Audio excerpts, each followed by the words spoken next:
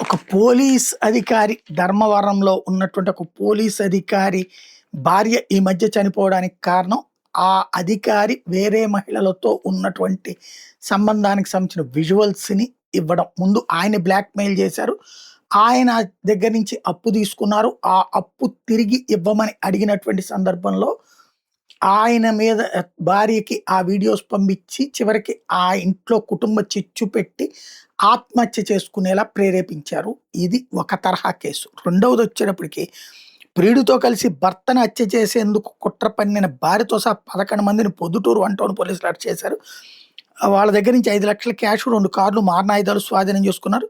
శిల్ప ప్రియుడు సుధీర్ రాజుపాళెంలో ఉంటున్న వినయ్ అనే రౌడీ షీటర్ ద్వారా హిందూపురానికి చెందిన రౌడీ షీటర్ బోయ లక్ష్మీనారాయణ ఆశ్రయించి ఈశ్వర్ రెడ్డిని హత్య చేసేందుకు శిల్ప భర్తని హత్య చేసేందుకు 10 లక్షలు సుపారీ కుదుర్చుకున్నారు.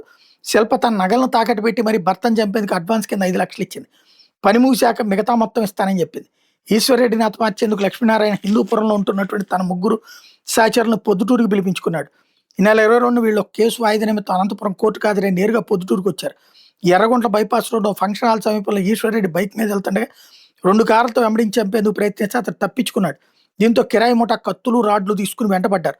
వాళ్ళని తప్పించుకుని ఈశ్వరరెడ్డి వన్ టౌన్ పోలీసులు ఆశించాడు. పోలీసులు దర్యాప్తు ముమ్మరం చేసిన నిందితులు Kuraku Shilpa, Dasarigana Nagasudhir, Perumalla Vinay Kumar, Chuddaguntapalli Lakshminarayana, car driver Perumalla Nagaiah alias Ravi, Birru Sudhir Kumar, Thappedi Srinivasulu, Pallavolu Sivamohan రెడ్డితో పాటు హిందూపురంలోని బెంగళూరు రోడ్డుకి చెందిన సిద్ధగుంటపల్లి సాయి కుమార్, రాయప్ప, హిందూపురం పరశురాం, చాకలి మల్లికార్జున ఎర్రగుంట్ల రోడ్లోని అయ్యప్ప స్వామి ఆలయం దగ్గర అరెస్ట్ చేశారు. ఒక 10 లక్షల రూపాయల కోసం 10 మంది కలిసి ఒకడిని చంపడానికి ప్రయత్నించడం అంటే మనం ఎక్కడికి వెళ్ళిపోతున్నాం? బీహార్ లాంటి ఆటవిక రాజ్యానికి వెళ్ళిపోతున్నామా? అర్థం కావట్లా.